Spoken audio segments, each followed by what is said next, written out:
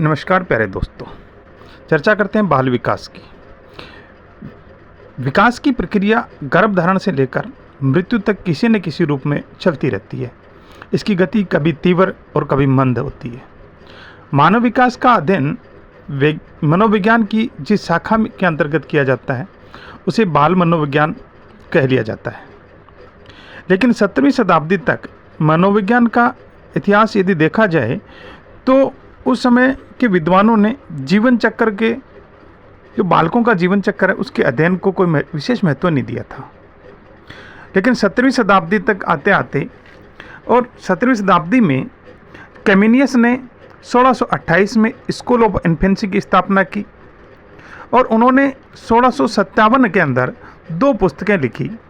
पहली पुस्तक प्राथमिक शिक्षा पर, बालकों की प्राथमिक शिक्षा पर आधारित थी और दूसरी पुस्तक जो जिसमें पाठ्य सामग्री सचित्र थी, जिसका नाम है ऑर्बिस सेक्सुअलियस पिक्टस।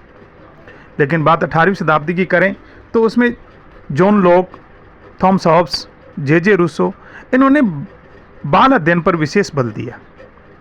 पेस्टालोजी ने 1774 में बाल विकास का सबसे पहले वैज्ञानिक विवरण या अध्ययन प्रस्तुत किया।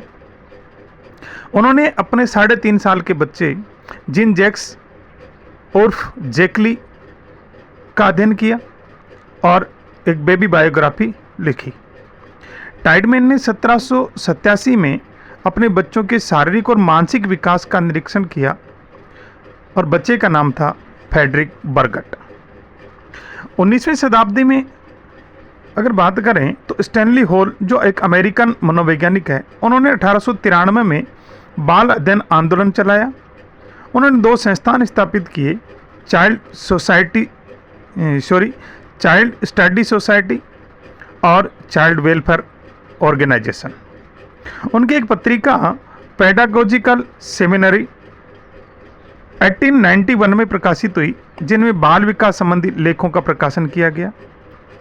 उन्होंने बाल विकास अध्ययन में प्रश्नावली विधि का प्रयोग किया और प्रथम बाल गृह की स्थापना 1887 में न्यूयॉर्क में की।